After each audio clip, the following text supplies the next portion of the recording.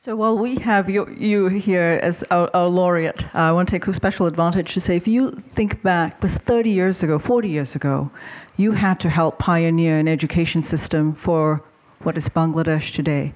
How did you conceptualize that? How did you think about the values which we need to live by? And how did you embed that into education? So what's the lesson from Bangladesh? Right. Well, 30 years ago, I started designing a primary education program for Bangladeshi children. So, I looked at which countries are doing well in what. Maths, it's Holland, Netherlands teaches their maths best for their 14-year-olds. They are also very good in teaching languages. Then you find Italians, they do excellently for preschool education. The Japanese do very well in science education for their children. Germany, they do a much better job with educational management. They get more out of their teachers and children during the school time. And then you have Sweden, provides high quality education for adults. In other words, if you, at the age of 50, you want to learn philosophy again, you can go to a night college and learn it. The adult education is available in Sweden. But the other thing was New Zealand. New Zealand teaches their children, their mother tongue, most efficiently. Apparently, they can read and write at the age of 4, and then they learn faster. So I sent one of my staff to see the New Zealand ambassador to Delhi. He was Sir Edmund Hillary, the Everest, conqueror of Everest. So Hillary says, yes, I'll get you a couple of teachers from New Zealand that you can come and help you in designing curriculum for teaching learning, particularly language learning. So I got some New Zealand teachers. I got some maths teachers from Holland, from England, to come and develop whole curriculum materials and methods of teaching learning in primary schools. We are trying to teach poorest children, but I thought the poorest needed the best. So I wanted to get the best. Then I thought I should talk to the people in Bangladesh as to what kind of society we want to build for our country.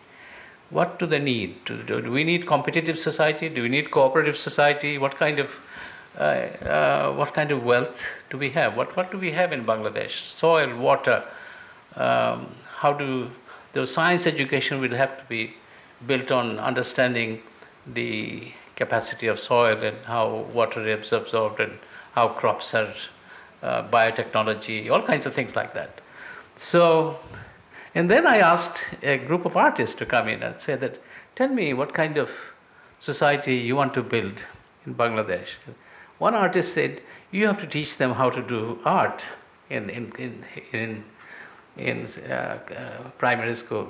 So I said, well, these are for the poorest children. I can't give them all kinds of crayons and paper to do art. He said, no, you don't have to do that. You need to tell them how to observe things. The artists observe things, and the observation is the one thing that you have to teach your children. So I said, well, how do you want me to do it? So he said, you ask your teacher to take the children out or give them a task. What's the task? The task is going to be, look at how a frog jumps into a pond. And I want you to look at that, observe that well, and then tomorrow I'm going to ask you to draw it. The hind legs and the fore legs. What happens to the fore legs when he jumps? And when he gets into the water, what shape does it take?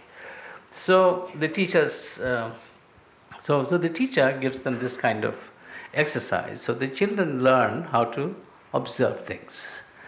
Give them exercise from nature.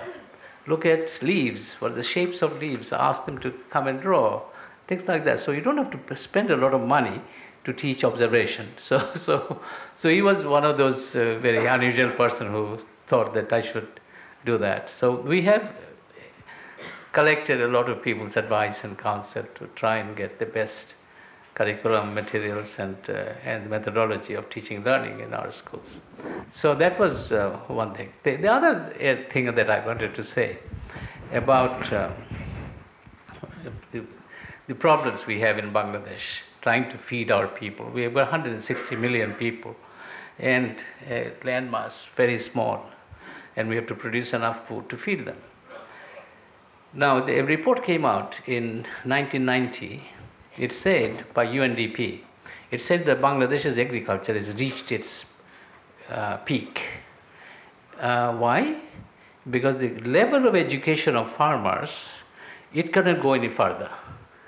If you have to take your agriculture further, you have to educate your farmers better. And I understood it very well because I went to Japan the year before, and the Japanese rice farmer, I was passing through some rice farms in Japan, and the rice farmers, his name was Hiroshi. And I said to Hiroshi, how is your farm, how is your rice crop this year? He said, well, it's not very good because I should have 19 ratoons, 19 shoots coming out of each plant, but I've got only 13. And because I went to my sister's wedding for 19 days when my mother wouldn't let me come out, and there was this plot didn't get enough water and fertilizer at the right time. That's why he got less.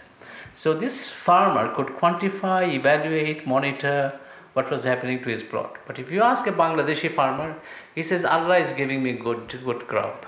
He doesn't quantify, he doesn't monitor, he doesn't, so he doesn't have the education to get the best crop.